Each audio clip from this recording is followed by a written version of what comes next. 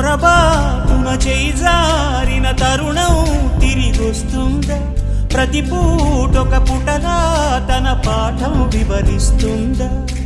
మన కోసమే తనలో తను రగిలే రవి తపనంతా కనుమూసిన తరువాతనే పెను చీకటి చెబుతుందా?